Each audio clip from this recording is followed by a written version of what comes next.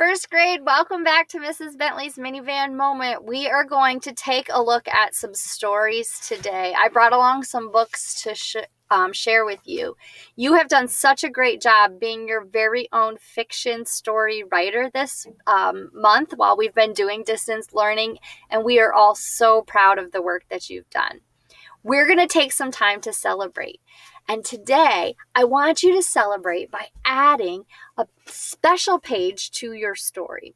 Sometimes in fiction books, there's a page inside the book called Meet the Author, or About the Author is another way it's titled.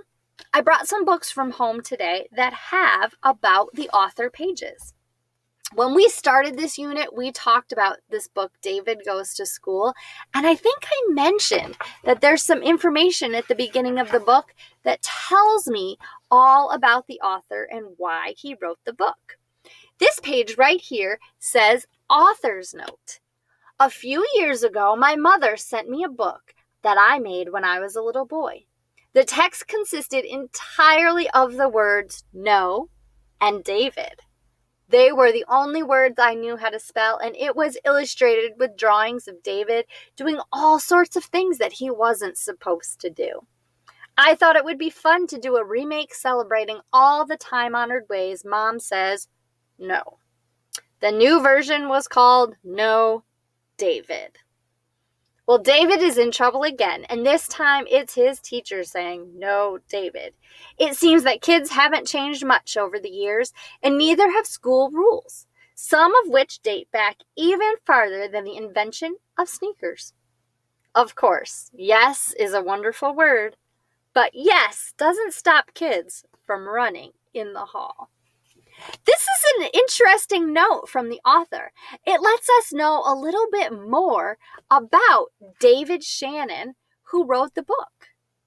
I thought that was a really neat addition to this fiction story.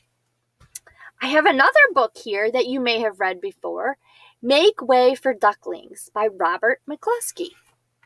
This book also has an author's note inside.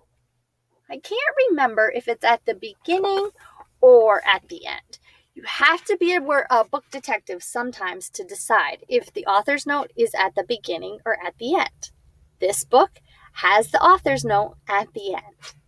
Robert McCluskey, from 1914 to 2003, created some of the most honored and enduring children's books ever published. He was born in Hamilton, Ohio, the town that served as a model for Lentil, the first of many books he wrote and illustrated for children. His second book, Make Way for Ducklings, received a Caldecott Award, as did Time of Wonder, making him the first person to be so honored twice. In Boston, statues of Robert McCluskey's ducklings are a popular attraction for children and adults alike. They let us know more about the author of this book by including that page in the story. There are actually duck statues in Boston that you can visit, and they're made and created and put up after this author right here. We can learn that by reading the author's note. Eric Carle is another author that you're very familiar with. His books sometimes have author's notes in it. Remember I told you have to be a word detective to find them? Well, the note on this book is at the very end. It's on the back cover. Eric Carle is the creator of many beloved books about animals, birds, and insects, but he says he feels particularly fond of Hermit Crab, the hero of this book. We learn something new about Eric Carle by reading the About the Author page. Can you write an About the Author page? I want to learn something more about the author of your story. I want to learn something about you. This is a really fun way to celebrate our writing and to add a little bit of our personality to our writing. There's an About the Author page attached to this video and assignment that you can use and fill out and put with your fiction story. If you don't want to use that page and you want to write your very own about the author page or author's note, you could do that too.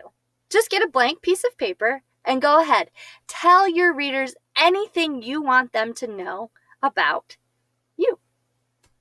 I can't wait to see all of these wonderful stories that you have come up with and the imagination that you use to create them. Thanks for joining me on this fiction writing adventure, and I can't wait to read your stories.